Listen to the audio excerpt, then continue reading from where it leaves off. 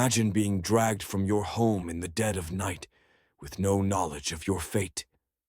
Your hands bound, you are made to march down cold, echoing hallways. You can feel dread building up, your pulse quickens. But you have no idea what awaits you, no inkling of how this night will change you forever. The whispers you hear are far from reassuring. It's not the arena, it's worse. You have become a pawn in a deadly game, but your fate has turned out to be something more terrifying than death itself. The decision being made for you will change not just your body, but strip away your identity, your power, and your ability ever to be the man you once were. Roman Empire. In the course of law, there was but one procedure, dreaded more than death itself. Single act that could turn a man into something else altogether. What was it? Castration. The chamber is cold and dim, lit only by the flickering light of a few torches. It's a place of terror. You're not alone. A group of others, perhaps even family members or former friends, are gathered in silence, their eyes avoiding yours. They too have been dragged here, each waiting for their nightmare to begin. Thick with the acrid smell of hot metal, heavy stale musk clings to the air. Muffled murmurs of others in the building fall away as the pounding of your heart rises loud in your ears. You attempt to steady your breath, but that is simply impossible. You know what's coming. It will be performed without a quarter or anesthesia. There will be no going back.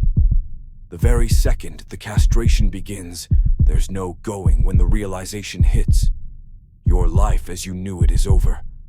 But the pain, that's just the beginning of it. But what's scariest of all is what follows from that. The world you are going into from this procedure is a world of total control, a world where your body isn't your own, and you exist to please others. You are helpless and unable even to defend yourself or leave behind a legacy. Your identity, your masculinity, and your future will be left to the mercy of another man. For some, this was to be the life of servitude. For others, it was to rise through the ranks, only then to become the very thing that they feared, the tool for those in power. You may feel that castration is reserved merely for punishment, reserved for the criminal or the conquered. In reality, though, this practice served an entirely different function in Roman society. While gladiators were often castrated as a surefire means of ensuring their loyalty and preventing them from seeking revenge or creating families that would be threatening, many ranking men of their time, especially in the emperor's courts, voluntarily underwent the procedure. But why? Simply to eschew competition, to be able to serve an emperor with utter loyalty? Or was there something deeper at play? The fact is, Roman emperors were conscious of the effectiveness of eunuchs males who were castrated but who, out of position, could never challenge the power structure. They became indispensable tools of statecraft. Eunuchs in the Roman Empire generally held important, influential positions.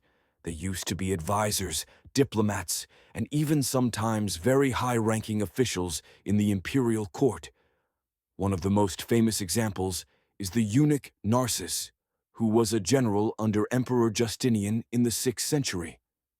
Despite his status as a eunuch, Narses achieved an unprecedented level of power and led military campaigns, while influencing the political decisions of the empire. It is hard to even imagine such an extent of this control that this would have afforded.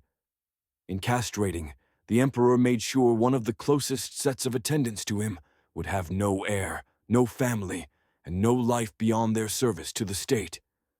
They couldn't threaten the emperor's bloodline because they had none to speak of. It was not a practice about humiliation, it was one about security. The Roman elite castrated men to create a class of men who were loyal, submissive men and would never have any motive to betray them. They could be trusted only because they were rendered powerless to do anything else by their nature. These savage Roman Empire practices sound like they should be part of ancient history, but the legacy lives on somehow.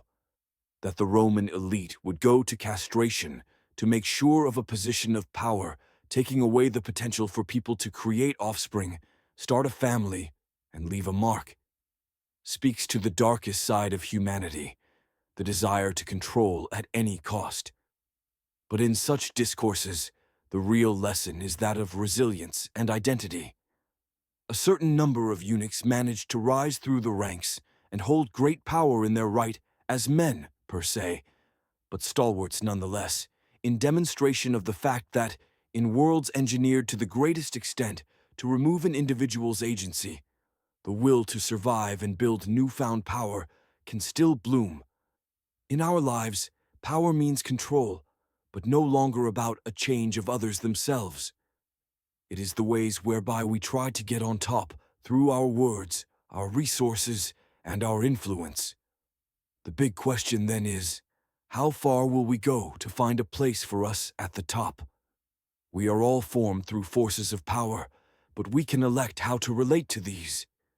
We can either be the instruments of others, or take our voices and use our strength to make something more. As we reconsider this grim page in our history, perhaps the reflection to make would go thus: how do we still envision or find the need to be in control, playing itself out in modern times? Do we find an echo of these ancient practices in how people rise to or fall from power? Stop and reflect for a moment. Through what mechanisms are we being shaped in light of the systems surrounding us? And through what means are we contributing to the shaping of those systems? If this video has resonated with you, perhaps giving you newfound insight, then be sure to like, comment, and subscribe for further exploration into the nooks and crannies of history that people often don't talk about. Your thoughts and ideas are important, and together we can learn what's hidden under the surface. Thank you for watching, and remember, history has powerful things to teach us if only we're willing to listen and apply those lessons to our own journey. Now continue this very important conversation in the comments section. How, if at all, has power evolved since the time of the Roman Empire? Share your thoughts below, and stay tuned for more enlightening discussions. Don't forget to hit that notification bell for future videos.